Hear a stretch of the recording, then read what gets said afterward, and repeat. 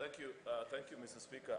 Mr. Speaker, I rise pursuant to Standing Order number 20, that the Senate approves the nomination of the following senators to serve in the Speaker's panel and to further provide over the, to further preside, over the Senate in absence of the Speaker and the Deputy Speaker pursuant to Article 107(1)(c) of the Constitution and Standing Order number 18 of the Senate.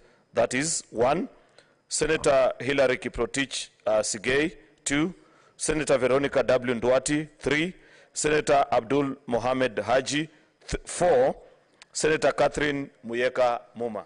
Mr. Speaker, these are fairly straightforward, but I know Senator Omogeni has raised an issue with perhaps this issue of designation. But I strongly believe, Mr. Speaker, that the Speaker's panel belongs to the Speaker. This is about administration of the House, and you at the Speaker's level sit and decide on how this House is to be presided over. At our point as party leadership, we only ensure that we nominate members. Then the House approves and says, these members that have been nominated are competent enough to sit in the Speaker's panel. Then at your level, administratively, I believe you work with a schedule.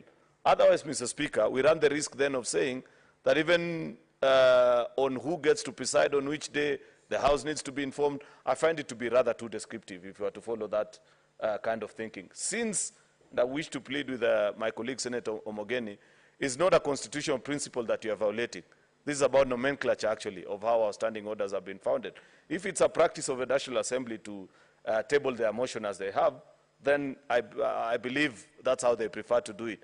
But I wish to request my colleague senators that we dispense of this particular matter. It's a fairly straightforward issue.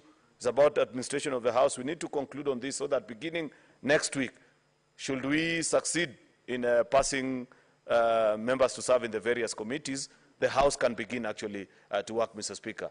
Mr. Speaker, I'm cognizant also of the fact that we are badly starved off of time. It's now 3:49.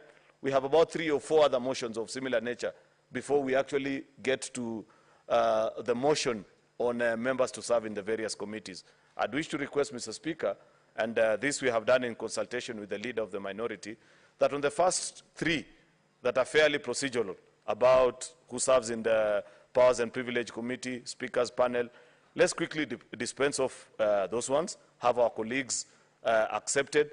Then if there is anything that senators want to speak broadly about membership of the various committees, then we can reserve it for the main motion on senators serving in the standing committee, because I guess that's where there is greater interest from colleague senators. So, Mr. Speaker, I want to request colleague senators that they agree with the general thinking, and this is I've done in consultation with the leader of minority.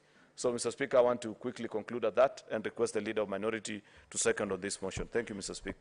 Leader of the minority party.